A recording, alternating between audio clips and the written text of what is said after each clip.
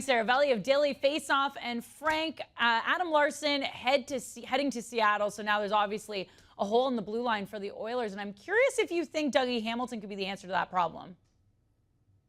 Well, Danielle, I think he could be. The thing is, Oilers GM Ken Holland poured some cold water on that today by saying that the Oilers are not going big game hunting on their blue line. Now, I think Dougie Hamilton would have been a sneaky good fit there. I think he would bring a dynamic at even strength that the Oilers quite simply just haven't had. You know, he has the same sort of prowess on the power play as a Tyson Barrie would, for instance, but I think just brings that all to the next level. Could you imagine Dougie Hamilton on the same ice with Connor McDavid and others, Leon Draisaitl, on that power play? So pretty special addition, but it seems like that's not going to happen. And so in this case, I do think that the Oilers, although surprised in Adam Larson's decision to go to Seattle, they didn't know prior to the news breaking that Adam Larson was going to Seattle, that I think they'll circle back to Tyson Barrie, who really enjoyed his experience there as he led the league's defensemen in scoring this season in Edmonton. It seemed like a lot of teams were interested in potentially going big game hunting when it came to Jack Eichel, but suddenly a lot of cold feet. Do you still see him being traded, and if so, where?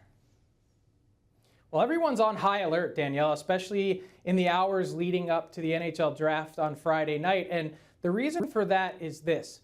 At least one team, the New York Rangers, has been calling around looking to get into the top 10 in picks. The Rangers are picking at 16th overall. And normally that wouldn't raise alarms. Every team wants to move up. The thing is, they know that the Buffalo Sabres in this case are looking for another lottery type selection to be included in any sort of potential Jack Eichel trade. And so I think that's one of the prerequisites in addition to a bevy of picks and prospects. But the Buffalo Sabres, in addition to picking number 1 overall, would like to have another pick inside the top 10. So if you see a team make a move on Friday, it could be some indication that they're in the Jack Eichel sweepstakes. Maybe, maybe not, but I can tell you this.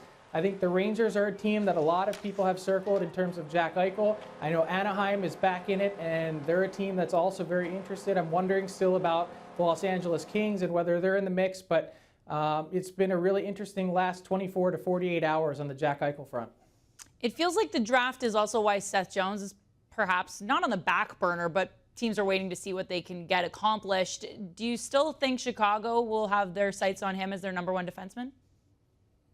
Well, Stan Bowman kind of hinted at that in his media availability on this day as well. And I think the thing is, the tough part about any sort of Seth Jones transaction is that you really have to pay twice. You have to pay a high acquisition cost to get Seth Jones. And then on top of that, you have to get him most likely to agree to a long-term extension in order to make that high acquisition price make sense. So that's the thing that teams are weighing. I think there's so few teams that have the type of cap space required to make that happen, let alone the pieces that they'd probably have to pluck or pry off of their roster to trade to Columbus, that it makes the transaction a little bit more difficult. So I think Chicago will take a big swing. I just don't know necessarily what the timing of the Seth Jones transaction might be. I still have a hard time believing that Columbus will enter the season with Seth Jones in their lineup, but we'll see what gets done here shortly. When it comes to Gabriel Landeskog and Colorado, what are their conversations like right now? Because it seems that they're at a bit of a stalemate. Well, I think they have been for a while now. I think the Landeskog camp, and rightfully so, is pretty dug in on their end in terms of what they'd want. And I think the Colorado Avalanche are pretty dug in on their end in terms of what they're willing to offer. Now, a lot of people would say that given we're a mere few days away from free agency opening on Wednesday, that it would seem more likely than not that Gabriel Landeskog hits the market.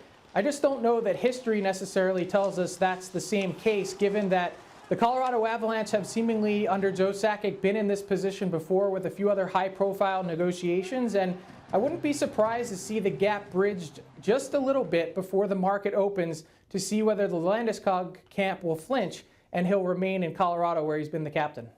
All right, and finally, Frank, the Leafs shelled out a lot for Nick Foligno. So is it in their best interest to double down on their investment and try and keep him? Well, I think that's a conversation that the Leafs have had, and it's not necessarily about what they gave up. It's also about the player and fit that they think Nick Foligno might be. All the same reasons that they made the transaction. Obviously, Nick Foligno is going to not be commanding anywhere near the $5.5 million cap hit that he had previously. So I think at this point, it's safe to say that the door hasn't closed on a return potentially for Nick Foligno to the Leafs. I'd say it's still probably unlikely, but they're at least considering and talking about the option. Well, either way, Frank, all these players, all these different teams we're discussing, we could see a very different league going into next season if some of these things were to happen. Thank you so much.